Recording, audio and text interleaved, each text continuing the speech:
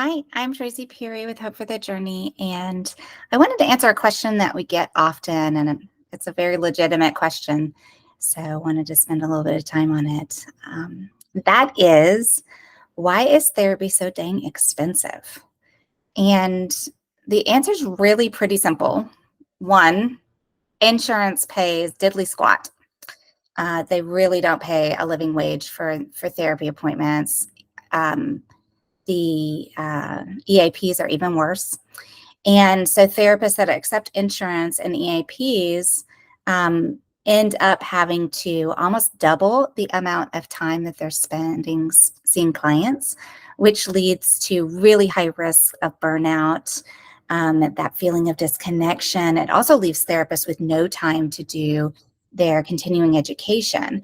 I don't know if you know this, but therapists are required to do upwards of 40 hours of continuing education every time they license renew.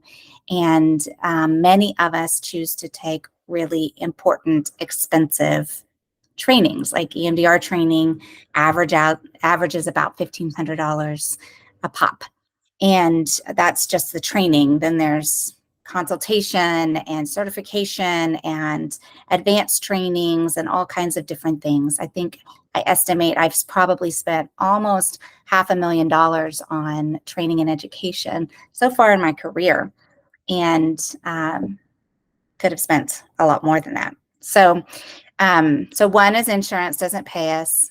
Two, our CEUs require a good amount of investment and time. And I think the third reason really is that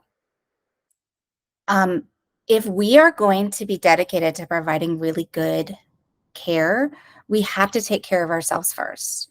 It's kind of one of those things. If there's, a jar that you're trying to pour out of is empty, you're not going to get anything when you're pouring it out. And maybe you've met a therapist like that before, one that's just checked out, burned out, doing the bare minimum, more like a chit chat with a friend.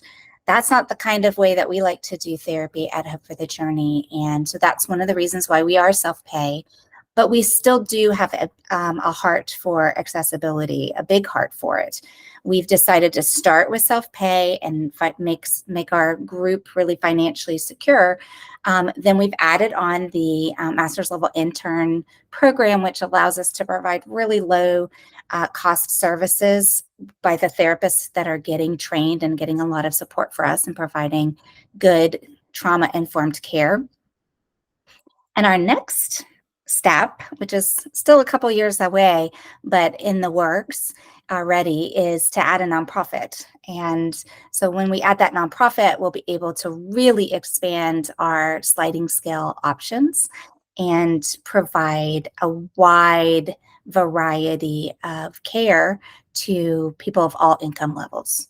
And so that's what we're doing. So rather than playing the insurance game and basically killing ourselves trying to keep up and be able to make a living, we're opting to start off with self-care, make sure that we can take good care of ourselves, get those CEUs, have time to, again, pour back in so that we can pour out again. And then we're going to add on the nonprofit piece. So hopefully that answers your question on why therapy can be so expensive. On the flip side of that, I would challenge you to think about what you get out of therapy. If it's really good therapy, as particularly trauma work, it should be life-changing. And if it's life-changing, then that investment is well worth it.